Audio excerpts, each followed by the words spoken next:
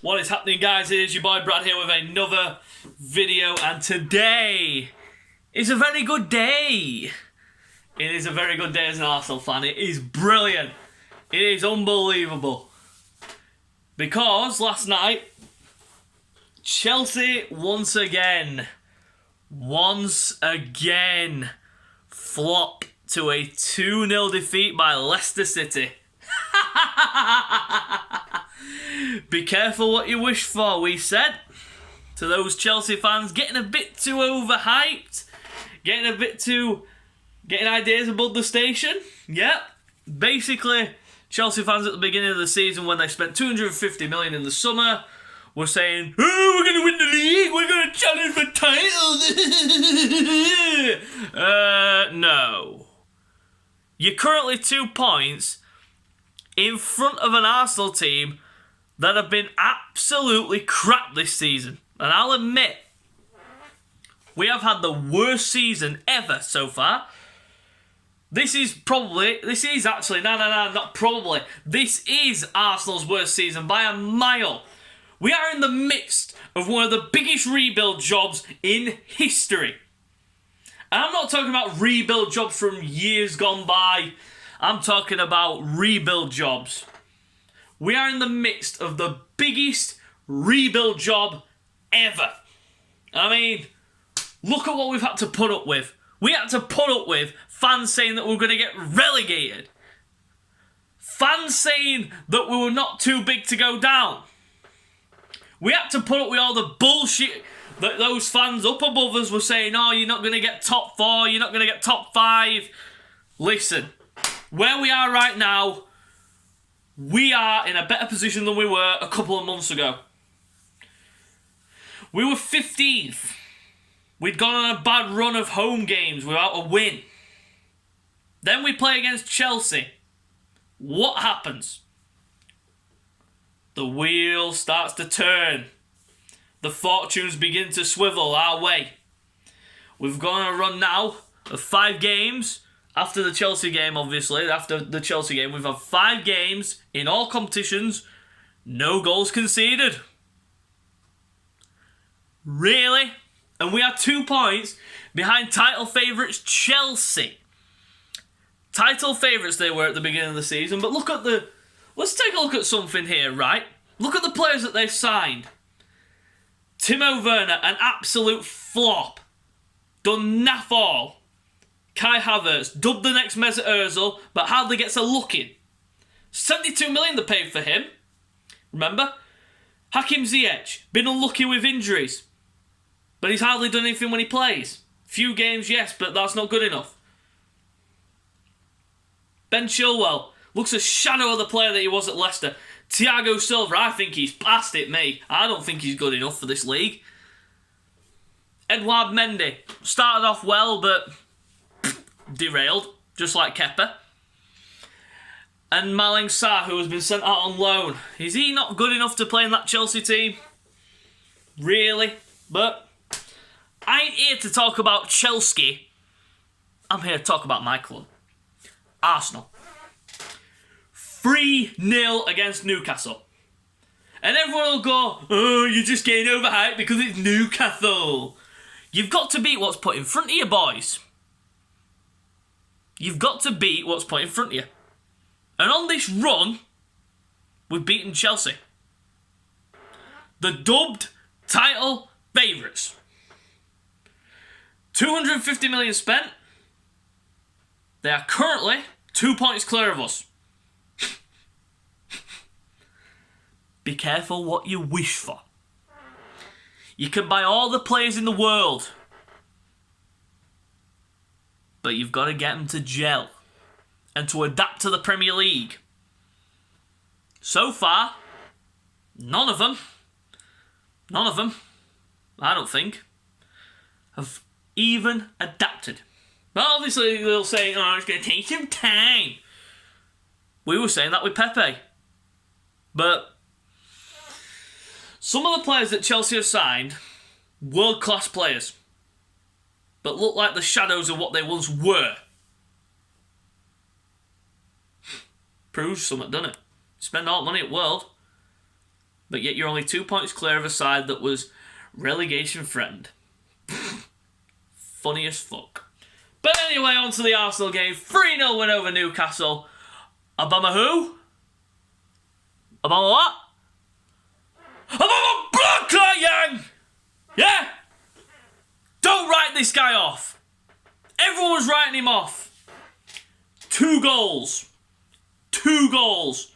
Hopefully now he can kick on and send us higher up the league.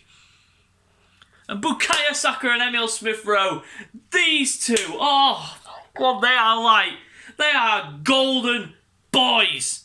They are the Haaland boys. They are the best that we can have in our team right now. Emile Smith-Rowe has been a revelation. He has been a revelation for Arsenal. He has come into that team and has produced some of the best football that we have been begging for this season. Some of the best football we've been begging for and pleading for. We've been pleading for someone to come into that number 10 position and show us exactly what it's all about. He defies that. Unbelievable performance by Arsenal. The first half, it was a bit slow, a bit slack at times. We had chances. Newcastle hardly created anything.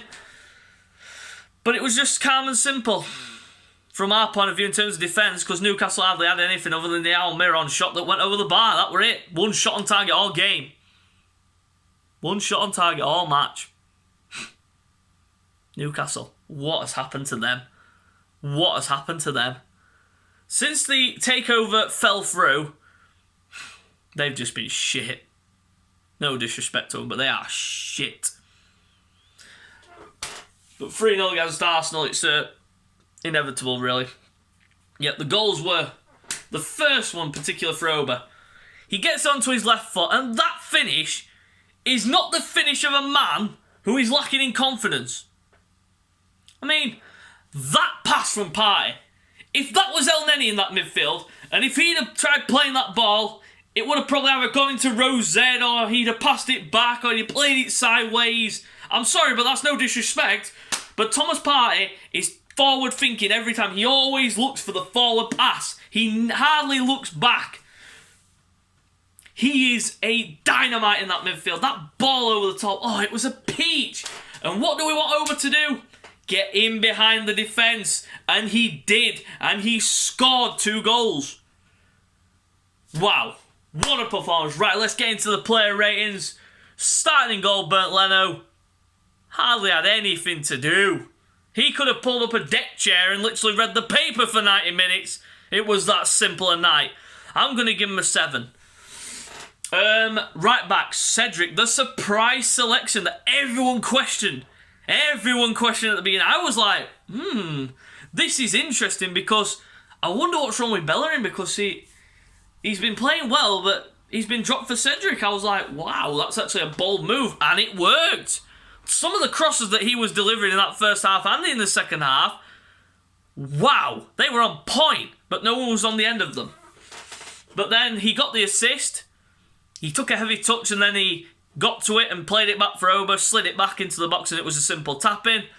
But other than that, he had a really good game. I'll give him a 7. In the defence, Rob Holding, solid as always. Kept Andy Carroll quiet.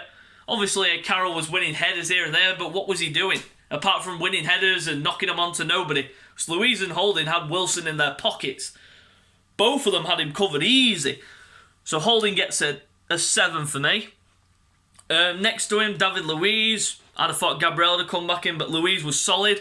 He did well. But hopefully on Saturday, in the FA Cup against Southampton, I'll be doing the preview Friday for that game. Hopefully Gabriel starts that game. But David Luiz was solid. Give him a 7, same as Holding.